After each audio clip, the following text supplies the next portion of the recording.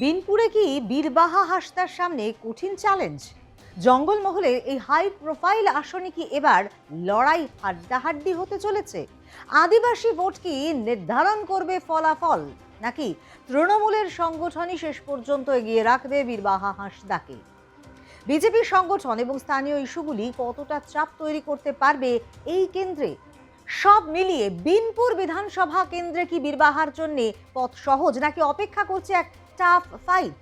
গত বিধানসভা নির্বাচনে তৃণমূল প্রার্থী দেবনাথ হাসদা 1 লক্ষ ভোট পেয়ে জয়লাভ করেন। বিজেপির পালন সোরেন পেয়েছিলেন 60,000 ভোট। 2016 সালের বিধানসভা নির্বাচনেও এই আসনটি তৃণমূলের কবজাতেই ছিল।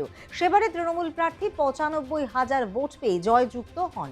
আর এই কেন্দ্রে এবার তৃণমূল প্রার্থী বীরবাহা হাসদা। বিজেপির হয়ে তার প্রতিদ্বন্দ্বী প্রণত টুডু। জঙ্গলমহলের এই আসন বরাবরই সুইং প্রবণ, ফলে কোনো দলই এখানে একেবারে নিশ্চিন্ত থাকতে পারে না। আদিবাসী ভোটারদের বড় অংশ এই কেন্দ্রের ফল নির্ধারণ করে, আর সেই ভোট যদি একদিকে না থাকে তাহলে লড়াই হাড্ডাহাড্ডি হয়ে ওঠে। বিজেপি গত বেশ কয়েক বছরে এই অঞ্চলে তাদের সংগঠন ধরে রেখেছে এবং স্থানীয় ইস্যু, বিশেষ করে বনাধিকার, কর্মসংস্থান এবং কুর্মী আদিবাসী পরিচয়ের প্রশ্ন তুলে ধরে ভোটে চাপ তৈরি করার চেষ্টা করছে। ঝাড়গ্রাম জেলার রাজনীতিতে বীরবাহা হাসদা গুরুত্বপূর্ণ এক নাম হলেও এবারের নির্বাচনে কিন্তু তার লড়াইয়ের সমীকরণ কিছুটা বদলে গিয়েছে। কারণ তিনি আর ঝাড়গ্রামের আসনে প্রার্থী নন, তাকে বিনপুর কেন্দ্রে লড়াইয়ে নামানো হয়েছে। ফলে ঝাড়গ্রামে সরাসরি বীরবাহাকে ঘিরে যে লড়াইয়ের ছবি দেখা যেত তা আর নেই। তবে জঙ্গলমহলের সামগ্রিক রাজনৈতিক চরিত্র একই রয়ে গেছে। এখানে ভোট অনেকটাই সুইং নির্ভর এবং আদিবাসী ভোটারদের ভূমিকাও অত্যন্ত গুরুত্বপূর্ণ। বিনপুর কেন্দ্রে বীরবাহা হাসদার লড়াই তাই একদিকে যেমন চ্যালেঞ্জিং, তেমনি তার পক্ষে কিছু স্পষ্ট সুবিধেও কিন্তু রয়েছে। সেগুলো কি? 2021 সালের নির্বাচনে বড় ব্যবধানে জয়ের কারণে তার ব্যক্তিগত জনভিত্তি এখনও শক্তিশালী। 2021 সালের বিধানসভা নির্বাচনের ঠিক আগে তিনি মমতা বন্দ্যোপাধ্যায়ের হাত ধরে সর্বভারতীয় তৃণমূলে যোগ দেন। 2021 বিধানসভা ভোটে জয় পেয়ে মন্ত্রী হিসেবে কাজ করার অভিজ্ঞতা এবং তৃণমূল কংগ্রেসের সংগঠনগত শক্তি তাকে এগিয়ে রাখছে। তবে বিজেপিও জঙ্গলমহলে তাদের সংগঠন ধরে রেখেছে এবং আদিবাসী এবং স্থানীয় ইস্যুগুলিতে সামনে এনে তারা লড়াইকে আরো কঠিন করার চেষ্টা করছে। বিনপুর বিধানসভা কেন্দ্র সংগঠনের থেকে প্রার্থীর মুখকে বেশি প্রাধান্য দেয়। সেদিক থেকে দেখতে গেলে সাঁওতালি চলচ্চিত্র জগতের জনপ্রিয় মুখ বীরবাহার ব্যক্তিগত স্বচ্ছ ভাবমূর্তি ভোট আবহে হয়ে দাঁড়িয়েছে বড় প্লাস পয়েন্ট। তিনি মন্ত্রী হবার পর ঝাড়গ্রামের মানুষের সঙ্গে নিয়মিত যোগাযোগ রেখেছেন, যোগাযোগ বিচ্ছিন্ন করেননি, যা তাকে সাধারণের কাছে গ্রহণযোগ্য করে রেখেছে। মমতা বন্দ্যোপাধ্যায় সরকারের লক্ষ্মীর ভাণ্ডার, কন্যাশ্রী এবং জঙ্গলমহলের জন্য বিশেষ চাল এবং খাদ্য সামগ্রী প্রদানের মতো যে উন্নয়নমূলক প্রকল্প, সেই প্রকল্পগুলির সুবিধে ভোটারদের একটা বড় অংশকে তৃণমূলের দিকে টানতে পারে। পাশাপাশি রয়েছে বেশ কিছু নেগেটিভ দিকও, যা চাপে ফেলতে পারে তৃণমূল প্রার্থীকে। আর সেগুলো কি? ঝাড়গ্রামের রাজনীতিতে কুর্মী সমাজের এসটি মর্যাদার দাবি একটি বড় ফ্যাক্টর। বীরবাহা হাসদার সঙ্গে কুর্মী আন্দোলনের নেতাদের অতীতে কিছু সংঘাত হয়েছিল, যা 2024 লোকসভা ভোটেও প্রভাব ফেলেছিল। আর এই ক্ষোভ 2026 ভোট ব্যাংকের নেতিবাচক প্রভাব ফেলতে পারে। অন্যদিকে বিজেপি গত কয়েক বছরে জঙ্গলমহলের আদিবাসী প্রধান গ্রামগুলিতে নিজেদের মাটি শক্ত করেছে। বিশেষ করে ভারত জাকাত মাঝি পারগানা মহলের মতো প্রভাবশালী সামাজিক সংগঠনের একটি অংশ শাসক দলের ওপর রুষ্ট হলে আদিবাসী ভোট ভাগ হয়ে যাওয়ার সম্ভাবনা কিন্তু থাকে। সব দিক থেকে বিচার করলে বলা যায় বীরবাহা হাসদার ক্ষেত্রে এবারের ভোট পুরোপুরি একতরফা নয়, বরং নির্দিষ্ট পরিস্থিতিতে তা হাড্ডাহাড্ডি হয়ে উঠতে পারে। বিশেষ করে আদিবাসী ভোট ভাগ হলে বা স্থানীয় অসন্তোষ বাড়লে লড়াই কিন্তু কঠিন হবে। 2026 ভোটে তাই মূল লড়াই হবে কুর্মী আদিবাসীর সমীকরণ সামলানো এবং লোকসভা ভোটে বিজেপির দিকে চলে যাওয়া আদিবাসী ভোটগুলোকে ফিরিয়ে আনা। তবে তার নিজের কাজের দক্ষতা এবং মমতা বন্দ্যোপাধ্যায়ের জনমুখী প্রকল্পগুলি তাকে এগিয়ে রাখার ক্ষমতা রাখে।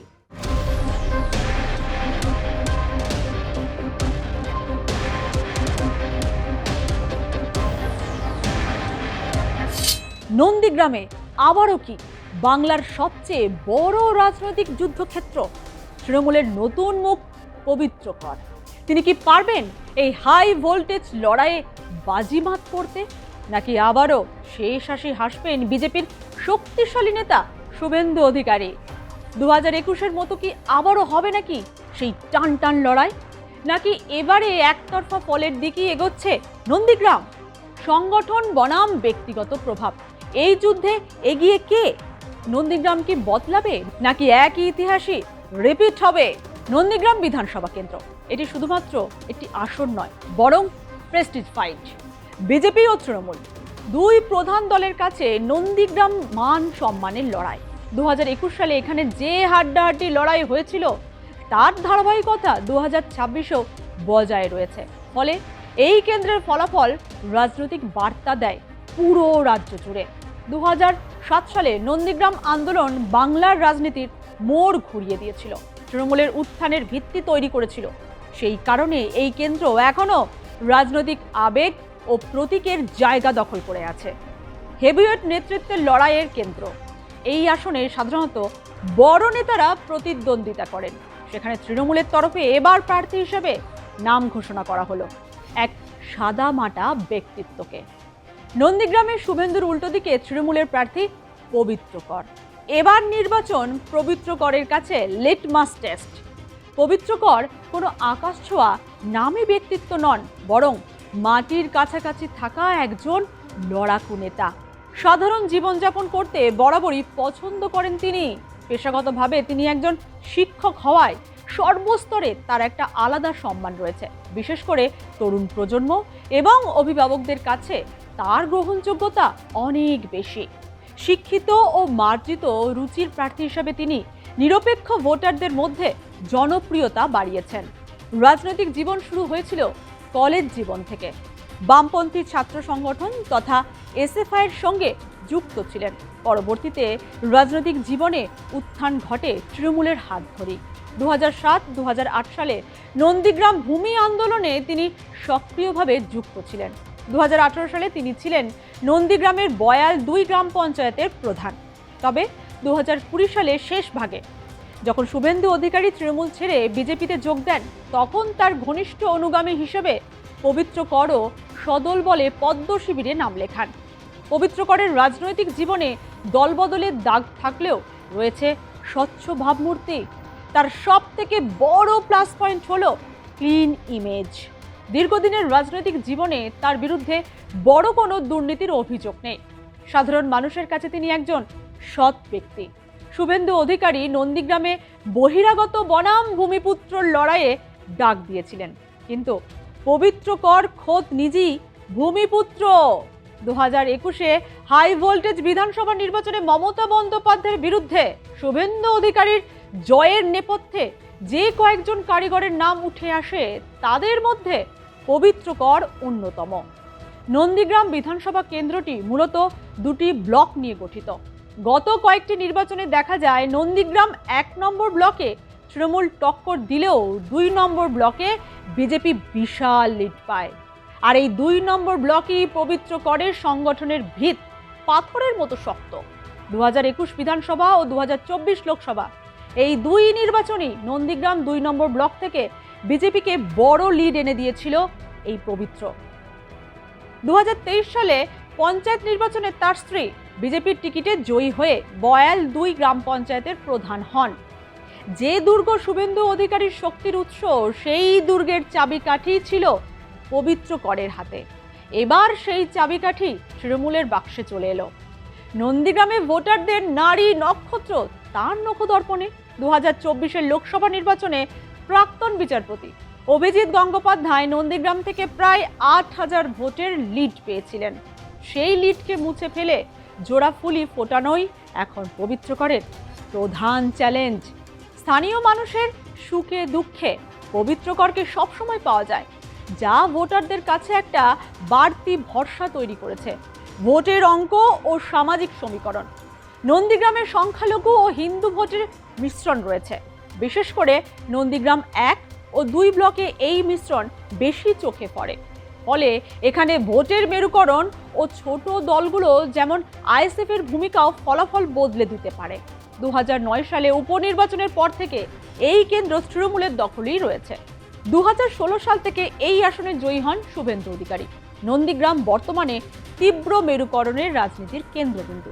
শুভেন্দু অধিকারীর হিন্দুত্বের কাট মোকাবিলা করার মতো রাজনৈতিক ধার ও উগ্র মেজাজ পবিত্রকরের শান্ত চরিত্রে কতটা আছে তা নিয়ে সংশয় রয়েছে। বিজেপির মেরুকরণ নীতির সামনে তার সৎ ভাবমূর্তি ভোট টানতে পর্যাপ্ত নাও হতে পারে। পবিত্রকর শিক্ষক হিসেবে জনপ্রিয় হলেও বড় কোনো নির্বাচন পরিচালনা বা দীর্ঘদিনের সাংগঠনিক যুদ্ধের অভিজ্ঞতা তার তুলনামূলকভাবে কম। নন্দীগ্রামের মতো জটিল জায়গায় যেখানে বুথ স্তরে কড়া পাহারা দিতে হয়, সেখানে পবিত্রকরের এই অভিজ্ঞতার অভাব বড় বাধা হয়ে দাঁড়াতে পারে। 2021 সালে মমতা বন্দ্যোপাধ্যায় নন্দীগ্রামে দাঁড়িয়েছিলেন, যাকে শুভেন্দু অধিকারী বহিরাগত তকমা দিয়ে আক্রমণ করেছিলেন। এবার মমতা সেই ঝুঁকি নিতে নারাজ। অভিষেক বন্দ্যোপাধ্যায়ের নাম নিয়ে জল্পনা থাকলেও শেষ পর্যন্ত মমতা বন্দ্যোপাধ্যায় স্থানীয় ভূমিপুত্র পবিত্রকরের ওপর ভরসা রেখেছেন। আইপ্যাকের প্রতিনিধিদের সঙ্গে তার গোপন বৈঠকের খবর জানাজানি হওয়ার পর স্বয়ং শুভেন্দু অধিকারী তার সঙ্গে বৈঠক করেছিলেন মান ভাঙাতে, কিন্তু শেষ রক্ষা হয়নি। তৃণমূলের প্রার্থী হন পবিত্রকর। নন্দীগ্রাম এমন একটি কেন্দ্র যেখানে জেতা মানে শুধু বিধায়ক হওয়া নয়, বরং নিজের রাজনৈতিক গ্রহণযোগ্যতা প্রমাণ করা। তৃণমূলের হয়ে এই হাই প্রোফাইল আসনে দাঁড়িয়ে তিনি কতটা জনসমর্থন টানতে পারেন, সেটাই বড় প্রশ্ন। হেভিওয়েট প্রতিপক্ষের বিরুদ্ধে লড়াই, এখানে প্রধান প্রতিদ্বন্দ্বী শুভেন্দু অধিকারী, যিনি এই কেন্দ্রের শক্তিশালী সংগঠন ও ব্যক্তিগত প্রভাব ধরে রেখেছেন। ফলে পবিত্রকরের জয় মানে হবে এক বড় রাজনৈতিক চমক এবং ব্যক্তিগতভাবে বড় সাফল্য। যদি পবিত্রকর জিততে পারেন, তাহলে তিনি দলের মধ্যে দ্রুত গুরুত্ব ও প্রভাব বাড়াতে পারবেন। ভবিষ্যতে মন্ত্রিত্ব বা বড় দায়িত্বের পথও খুলে যেতে পারে। সব মিলিয়ে বলা যায়, নন্দীগ্রাম পবিত্রকরের জন্য ক্যারিয়ার ডিফাইনিং ব্যাটল। এখানে জয় তাকে রাজ্যের বড় নেতাদের তালিকায় তুলে দিতে পারে, আর পরাজয় তার রাজনৈতিক পথকে কঠিন করে দিতে পারে।